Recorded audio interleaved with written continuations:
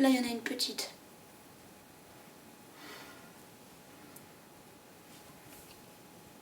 Il y en a une petite là-bas.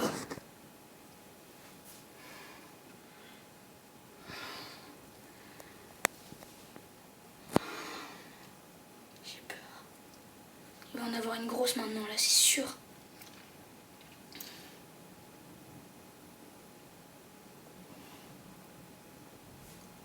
Pendant que j'en attrape une belle. J'en attrape... Oh, attention. Faut que j'en attrape une belle, là. Oh non, oh non, oh non.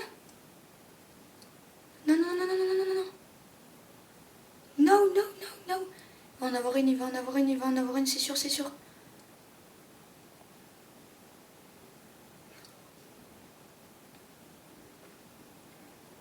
Putain. J'ai mal au bras.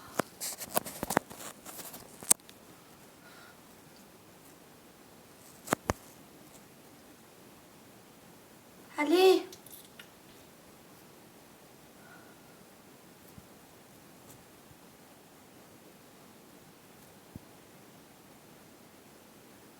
Oh putain, mais il y en a une.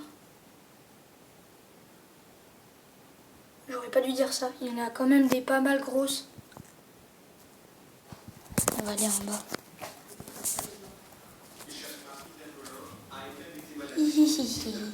Elle va donc requérir à l'audience masquée. Respect des gestes barrières et retour à la vie observant sont devenus des habitudes. Ce début de 19 ans, condamné à 8 mois de prison pour détention de stupéfiants, demande à être remise en liberté dans l'attente de son procès en appel. Des détenus qui sont atteints du Covid-19. La procureure générale demande son maintien en détention. C'est un électron libre, il bouge, il bouge pour pas Attends, je vais mettre ça. Il ne vient pas devant les tribunaux.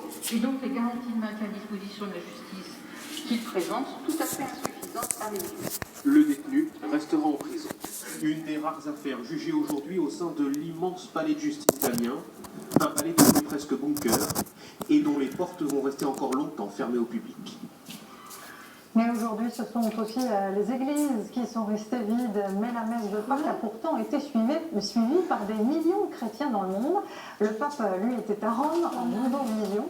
Et les prêtres, vous allez voir, n'ont pas manqué d'imagination pour parler à leurs fidèles. Christine Chapelle.